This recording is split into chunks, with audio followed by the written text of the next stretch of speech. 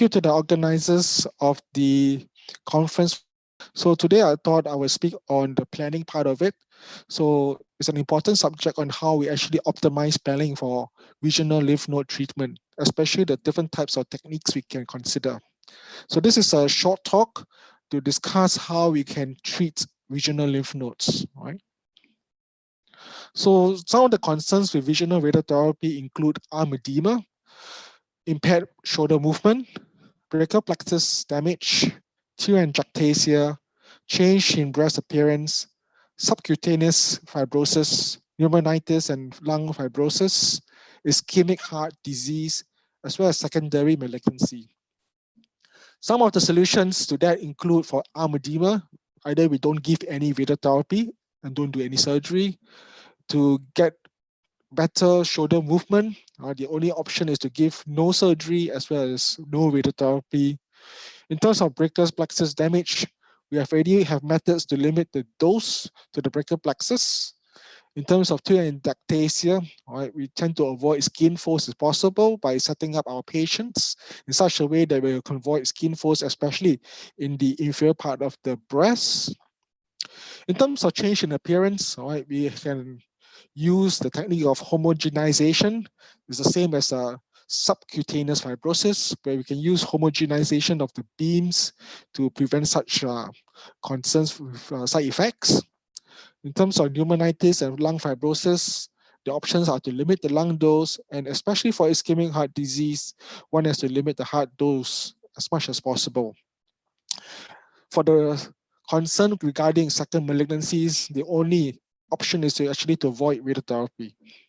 So today's talk is to focus mainly on arm edema as well as ischemic heart disease and how to can reduce the heart, the lung, even the AMROS 5-year studies, the ERTC, as well as the MA20 studies, that we know that lymphedema rates usually range, all right, from about for in the Z11 studies for 19, the AMROS studies you can see is about 30, and the MA20 studies can be as low as 4.5%.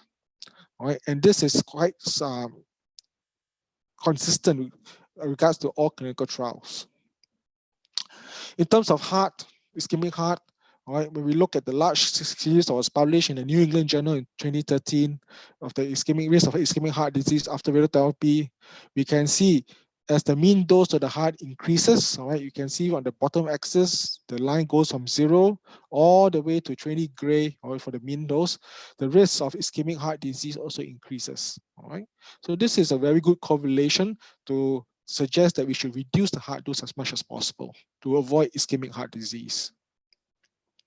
If you can see for the patients, right, you can see with at least one risk factor for heart disease, either they have hyperlipidemia or they have hypertension, right? If you have at least one disease compared to a patient with no cardiac risk disease, you can see those for the same like those, like you can see 3 gray or 10 gray, all right? The risk of ischemic heart disease, the cumulative risk of death is higher, as well as the risk of a coronary event, all right? So in patients with no ischemic heart disease, all right, the lower the dose, let's say you go at the 3 gray mark, all right, as the growth of age is actually lower, and somebody of the same age and with at least one risk factor for heart disease, all right, the cumulative rate can be as high as double the baseline rate.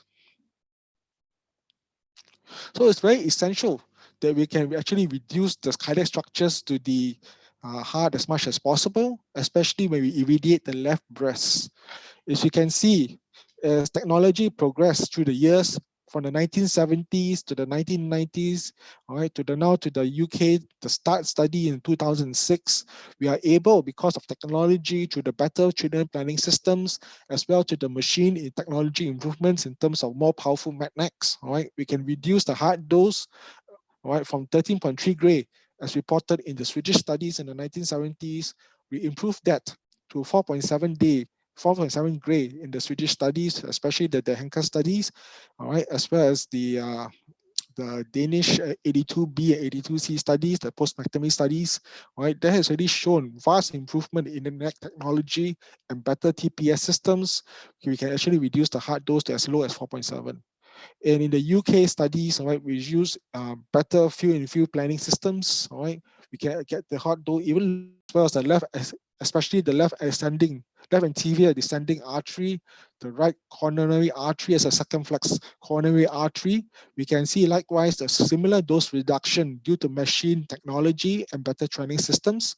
We can reduce the dose, especially for the LAD artery, from 31 gray all the way to 7.6 gray in 2006, as well as the right coronary artery, 9.1 gray to 2 gray, and the circumflex coronary artery from 6.9 gray to 1.2 gray.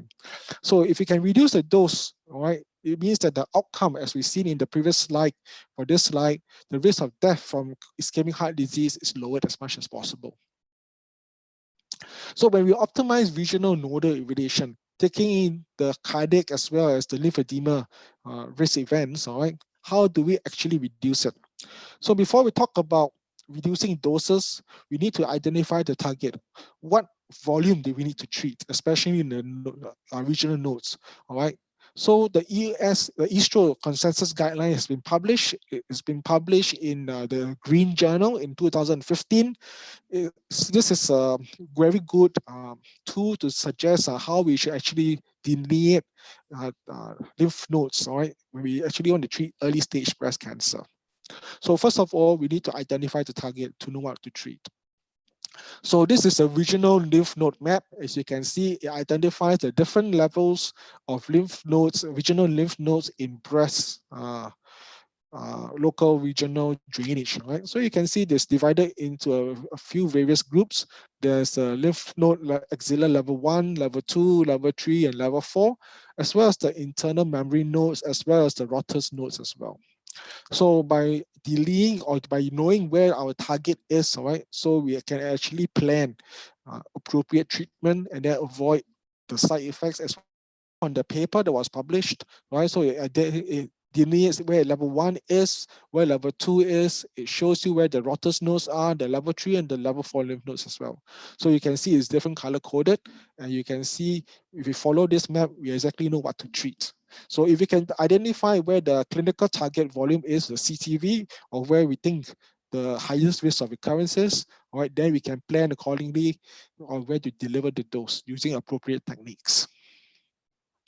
So the first tool that we have in improving dosage coverage, right, is using the IMRT technique. Right? So as you know, IMRT is intensity modulated radiotherapy.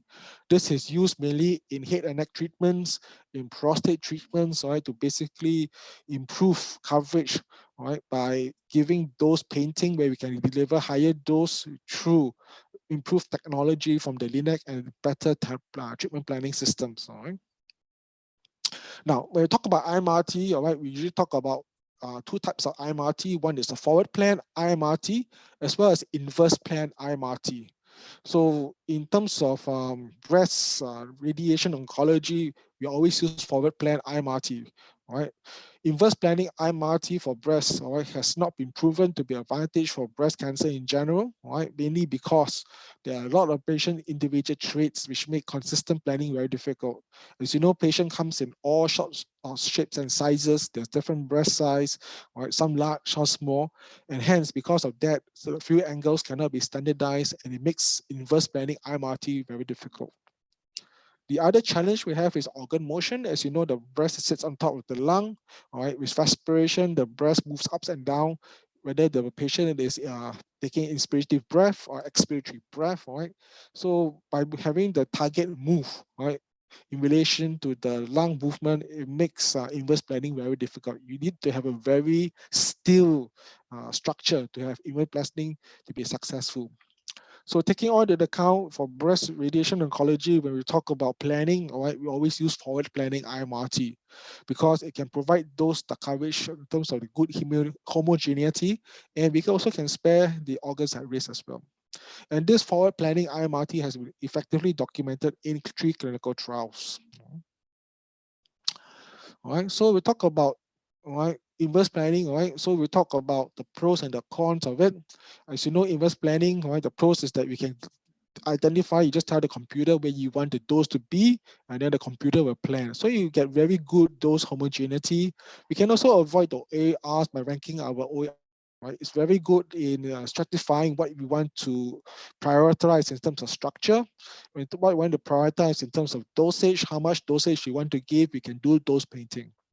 However, for breast, it's very difficult because first of all, we need to constrain the breast, right? There are two breasts in our human being. There's the left and the right breast. We need to constrain, all right, to avoid the contralateral breast being treated. And you know, as women comes in all sorts of anatomy, this is very difficult. The other con that we have is because of the many slices that we use for inverse IMRT, right? There's an increase in deletion time as well. So we need to control slice by slice, structure by structure, where this risk is, because if not, you have a lot of dose dumping around. And because of that, all right, inverse IMRT sometimes can increase treatment time, all right? Because if we structure our doses that we prioritize certain structures more important, right? It takes the computer time to calculate, and that actually increases the number of segments. And by increasing the number of segments, it translates to increased treatment time. And for some patients, especially our elderly patients, this is more sensitive to lying flat on the bed, right? That may increase their pain threshold, that may increase their pain, and therefore reduce the tolerance to a longer treatment time. And we know from the biggest con for inverse IMRT is it's very sensitive to movements, right? Especially in somebody who is very deep inspiratory breath hold, or very shallow, or very who breathes at extremes, all right? They take a very deep breath every time when they breathe because of anxiousness, all right? Inverse IMRT will not be that useful at all. So in 2004, the American Society of Therapeutic Radiation Oncology came out with the Choose Wisely program. And one of the points they pointed out was that no, you shouldn't use multi-field IMRT to deliver whole breast radiotherapy as part of the breast conserving therapy. So the point is that, right, they want 1 or 2% in terms of coverage, in terms of those better dose coverage, as well as that we can avoid the OARs. So Astro still, all right, in 2004, they made a very good observation that no, we shouldn't, because of billing purposes or any other reasons, right, shouldn't routinely offer multi-field IMRT. Yes, we can offer forward planning or free infield radiotherapy IMRT, but we shouldn't routinely use the inverse planning IMRT to deliver breast conserving radiotherapy. Now, there are some special scenarios that actually would warrant IMRT, and these are patients with unfavorable anatomy, especially those with pectus excavators, right? That means to get a pigeon breast, right? The chest actually folds, caves in, okay? So in such cases, all right, you can see from the dose, the 35 grade dose.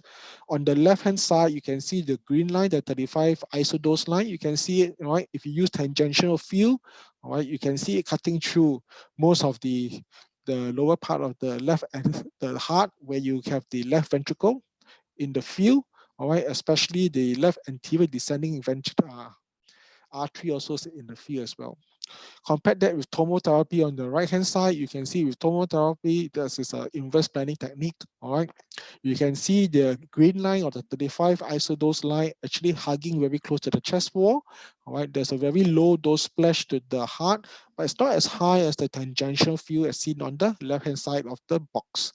So you can see there are some special cases where we can actually where this is actually clinically useful, all right, in terms of avoiding heart. So one example is the pectus excavators, all right. So in patients with what we call the concave kind of chest, all right, because of the way the chest anatomy is, these patients actually benefit a lot from IMRT. The proponents for, or the opponents for IMRT would say, wouldn't the breath hold be a better solution? As you know, breath hold is a cheaper type of solution. It is easily deliverable, right? Doesn't cost a lot, right, in terms of setup costs. Doesn't cost a lot in terms of extra treatment time as well. So to balance it, right, then we need to explore breath hold as well. So you can see from the cartoon, right? These are two different scenarios or dose distribution. On the left, you have free breathing. On the right, you have breath hold. This is versus 3D conformal radiotherapy, and this is IMRT, right, on the lower cartoon, right? So as you can see,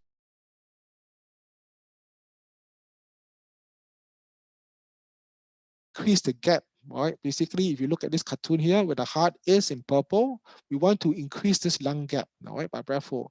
Compared to free breathing, right, you can see that there's no gap from the heart to the breast region, hardly any lung. But when we do breath hold, where deep inspiratory breath hold, you can see the lung expanses, and it pushes back the heart, and therefore you can see this gap in between. And it's this gap that actually causes the very doses, the low dose to the heart structures as well. If you look at VMAT, all right, that really makes very little difference in terms of breath hold, although it makes a slight difference, all right. You can see, all right, in terms of the purple line, all right, you can see the purple line is very low already. All right, in terms of the high dose region for VMAT, all right, most of it is inside the breast area itself. So we want to talk about different respiratory motion management techniques. Right. So in terms of respiratory management techniques, right, there are different types of um, ways we can do it. One is the voluntary, moderate, deep inspirational breath hold. We ask the patient to take a deep breath on. All right. The other one is gating. All right. So we can use the marker. You can see on this marker here, there's a block that we put on the chest. And depending on where the patient is in the respiratory cycle, all right, the beam turns on and turns off as well. And the last one that we use mainly in Singapore is what we call active breath control, the ABC. What that does is that this is an apparatus, all right, where the patient is fixed with a mouthpiece, and it blows into in the tube, which is attached to a monitor and a sensor. And the moment it hits a certain threshold, all right, we ask the patient to hold the breath as much as possible, to about 30 seconds before letting go. All right. So these are three different motion management techniques, all of which are very good and useful. And depending on the machine you buy or the brand, whether it's like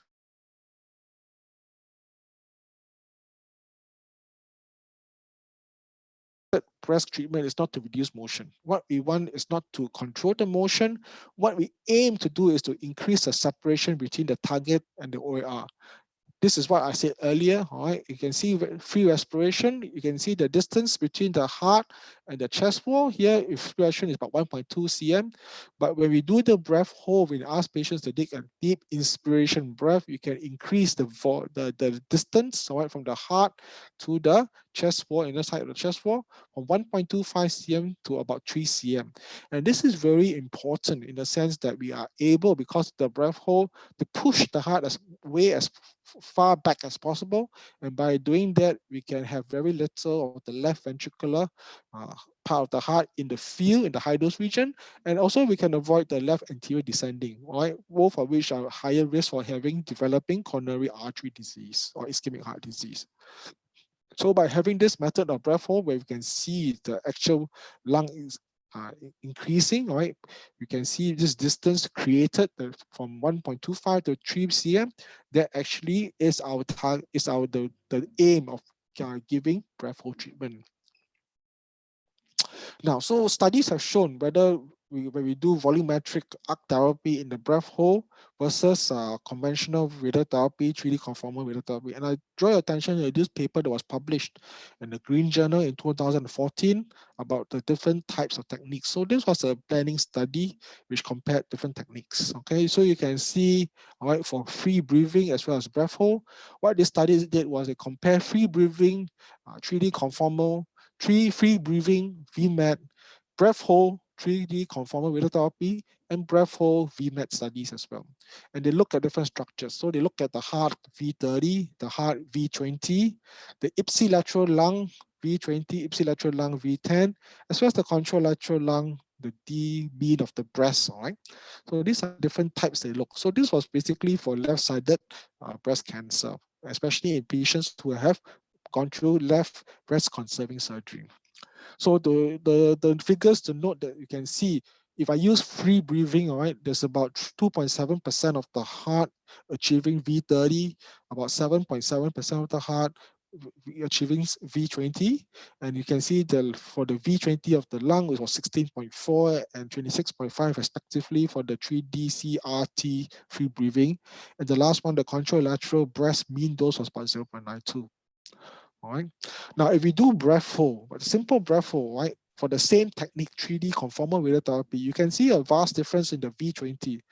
Right? It's now 0.5. That's because you can see the heart moves at the back. All right, you can show that this diagram by bringing the heart towards the rear of it. All right, this creates a space, and therefore by having this space, we can decrease the V30 gray to as low as 0.5%. As well as the V20, you can see a marked improvement from 7.7 to 2.4% just by doing a simple breath hold technique. In terms of lung, in terms of the V20 and V10, there was basically no difference. Well, it still remained the same. And in terms of the contralateral breast, all right, it's slightly higher because there's more of the contralateral breast being treated due to the splash dose as well. Now, when we compare VMAT, all right, those in terms of free breathing, all right, like for like 3D versus VMAT dose, all right, you can see for the VMAT, the high dose region is all away. There's 0% of the heart receiving V30 as well, suggesting that VMAT is a very superior technique in terms of controlling the V30 of the heart, in terms of controlling the V20 of the heart, as well as the ipsilateral lung and the ipsilateral V20 of the lung and the V10 of the lung as well.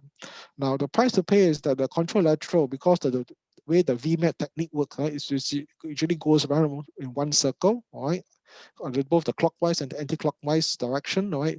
Of course, you will have splash dose to the contralateral lung. And you can see it increases quite significantly from 0.29 as the mean for the 3D conformal radiotherapy to about 3.7 for the VMAT, right?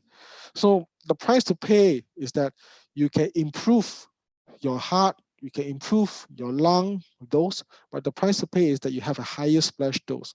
Now, some of the concerns about the higher splash dose is is there going to be an increase in second malignancy rates?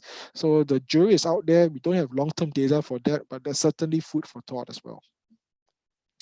Now, when we look at breath hold for the same like for like technique, right? When you use breath hold for 3D RT, just concentrate on breath hold for 3D's one. These two squares here, the 3D RT breath hold and the VMAT breath hold, you can see in terms of that, the only improvement is in the lung. All right. So basically for the heart, all right, you can see both the breath hold techniques actually are very similar for the heart, but for the lung, you can see there's a big big improvement in terms of VMAT because of the way the technique is being used. Okay. So you can see finally, all right, from this cartoon where you compare both free breathing as well as breath hold, you can see if I use breath hold as well, or I use for free breathing VMAT, we can basically bring down the heart dose to as low as possible. You can see it's very close to zero technique. All right, it is very close for zero VMAT as well. All right, and significantly improvement compared to the breath hold 3D CRT as well as the free breathing 3RT. The heart is actually much significantly improved as well as for the V30 as well as the V20 as well.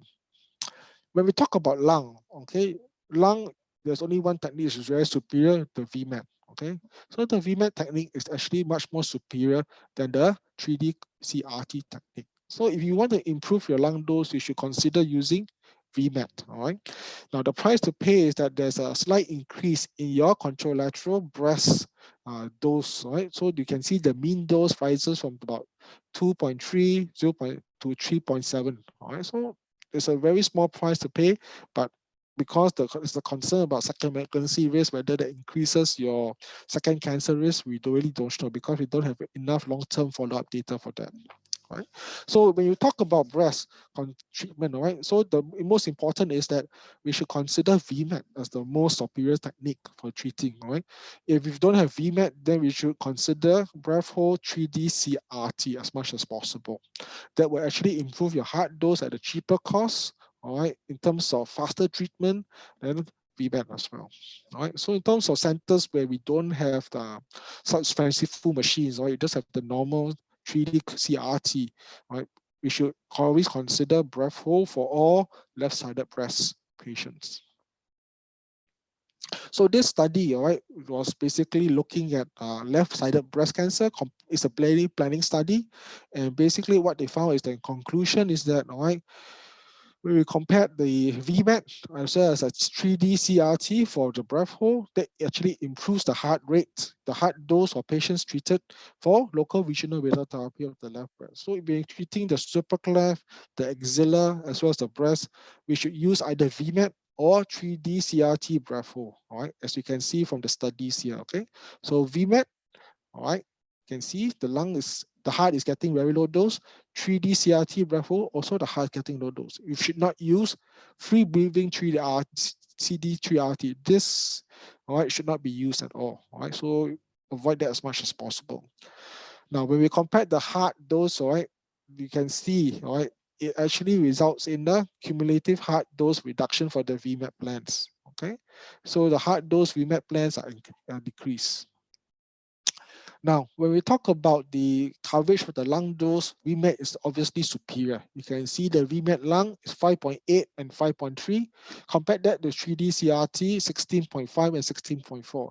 So if you're talking about the whole package where you want to save lung and you want to save heart, all right, I think the VMAT should be used at all. So the authors also note that if by using the VMAT technique, you can provide better coverage as well as reducing the ipsilateral dose. Now, the price to pay is the small expense in the small increase of the contralateral breast. As you can see, it's a very, very marginal increase. All right. But so in terms of that, all right, if you ask for opinion, all right, when you want to treat local regional breast, especially the left side, VMAT is the best technique. All right. Doesn't need to be VMAT free breathing or VMAT breath hold. So long as you use VMAT, all right, that will actually improve your coverage and reduce dose to the OAR. So in terms of optimizing treatment planning for lymph node radiotherapy, all right, in the past, all right, radiation, we know it treats everything. There were side effects we can see from the switches studies in the early 70s, all right. The heart rate was very high, the heart dose was very high that transforms and translates into increased ischemic heart disease events, all right. Now we improve in technology as well as treatment planning systems. All right, presently we use CT-based treatment planning that enables us to identify the targets. All right, so basically we have published standardized references on how to delineate lymph nodes in breast cancer, and by doing that, we can have more conformal and homogeneous treatment planning as well. All right, so basically a lot of our dose delivery now hinge on our physics QA. Right, we want to be very certain that our positioning is precise. We want to be very certain that our breath hold is also very precise. We have different types of breath hold methods, all right? So whether what breath hold is better than others, that remains out to the jury to decide. But if you ask, if you want currently to use it, all right, we should be all doing city planning, all right? So then use our references from the Eastro to do our lymph node volume target delineation to obtain the best type of volume, and given the different techniques available, optimize our treatment planning system to give VMAT type of treatment planning. So in the future, how we're going to improve concurrently what we had. So I think in the future, all right, VMAT should be the standard for all from all left-sided breast cancer, we treating the breast as well as the regional nodes, all right. We already know how to optimize, right? So how are we going to improve further? Hopefully in terms of technology, treatment planning system, right? Although the gains will be very hard to meet or a few more percentage, right? But I think we should still strive to improve the treatment dose or reduce the treatment dose to the lung as well as the heart further, all right? So depending on technology of right? You might have IMR planning in the future, or you have protons, things like that. So the jury is out whether we improve technology that will actually translate to better tumor control. And also our aims of the future should be to decrease side effects both early and late. So the main concern now is the splash dose to the contralateral right side of the breast, whether that translates to second malignancy rates. The jury is out. We need to have long-term data to prove that. So to conclude, we know that regional radiotherapies actually improve outcome. Toxicity is actually very limited, all right? Most of it is cardiac, most of it is heart, all right? And most of it is also lymphedema rates as well. So by knowing where to treat, all right, they can reduce the lymphedema rates. By knowing how to give what kind of technique, by using the VMAT technique, we can improve heart as well as lung rates. All right. So far, we know from the clinical studies, there's no treatment-related mortality yet. All right, patients do not die because we use the 3D conformal radiotherapy. But we know they die from ischemic heart disease if we don't control the whole dose. Fortunately for us, in the last 20 years, all right, we have very good CT planning, all right, systems to help us, and that has actually decreased our latest mortality in terms of the start 2006 Stianot study. There wasn't much of treatment-related mortality. Patient selection, all right, you should know who benefits, all right. As you can see from the very first slide, if you do not need to give it, the best is to avoid radiotherapy. So we need to identify which patients actually benefit most from regional nodal radiotherapy. In terms of the treatment technique and modality wise, so I think further research to explore different things of the future, such as proton therapy. There's IMPT that's coming out, whether that you can do flash therapy, especially for left-sided, whether you can improve outcomes of that. Right? Only the further research into the proton, right, comparing that to VMAT to see how much more the improvement is clinically and whether it's clinically significant, right, such that it affects the patient outcome. I think that is further research is needed in that. Right. And lastly, if you want to do regional nodal radiation, we should do it safe, right? I think the best currently technique that we have is breath hold for 3D CRT in centers that do not have VMAT. And in centers that have VMAT, I think you should use VMAT as much as possible. All right, so thank you for the talk, and I'm happy to take any questions now.